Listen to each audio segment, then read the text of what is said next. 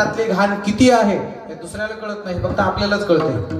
काही गोष्टी सांगू का, आपल्या जीवनातलं पाप दुसऱ्याला कधीच कळत नाही, ते आपल्यालाच माहित असते काय काय केलं ते. सप्ताहाला दिलेली पट्टी माईक मध्ये सांगतो, पण बस स्टँडलाच पडलेली 100ची नोट उचललेली हे कोणालाच माहित नसते, ते फक्त आपल्याला माहित असते.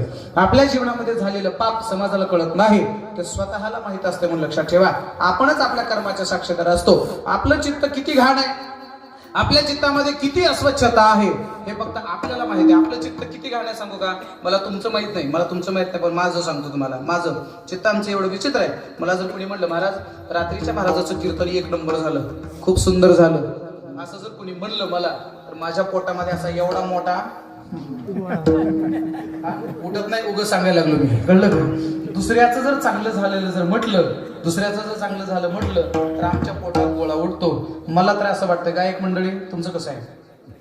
नाही ना, मग बरं आहे आपलं, आहे की नाही? आणखी पुढे सांगू का मायबाप, आपल्या पोटात एवढी घाण आहे, एवढी घाण आहे, कोणाच ठाकी कधी निघेल, कोणा सांगा, पुन्हा गोष्ट बोलू. वरच्या साबणाने, वरच्या आंघोळीने कदाचित बाहेरचं शरीर शुद्ध होईल, नाही निर्मळ जीवन काय करील साबण. कितीही साबण लावा, किती शॅम्पू लावा, बरोबर आहे. साबण माहिती आहे तुम्हाला, आजकाल तर एवढे साबण आहेत बाजारामध्ये. सांगा रे एखाद्या साबणाचं नाव. कोणतं साबण वापरतो तू संतूर? तू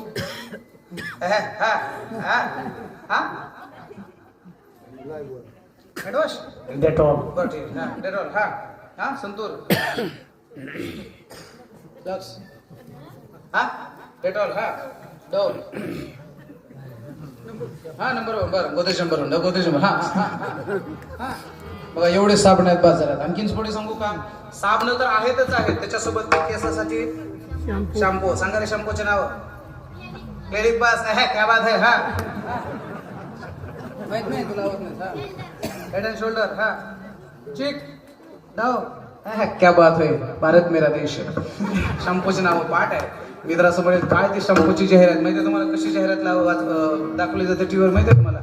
ते शॅम्पू लावण्याच्या अगोदर ती टीव्हीतली बाई अशी केसातून कंगवा ओढते, खाली येतच नाही, ट्रॅक्टर लावून ओढलं तरी येत नाही.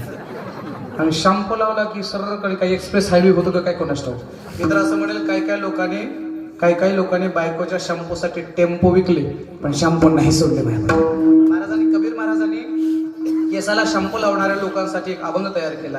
इसतन धन की कोण बनाई, देखत नैनो में मन की मिलाई, अपने खातिर महल बनाया, आप ही जाकर जंगल सोया, हड्डी जले जैसी लकड़ी की मूली, और बाल जले जैसी घास की बोली, कहत कबीरा सुन मेरी गुनिया, आप मरे क्यों आप मोवे पीछे डूब गई दुनिया.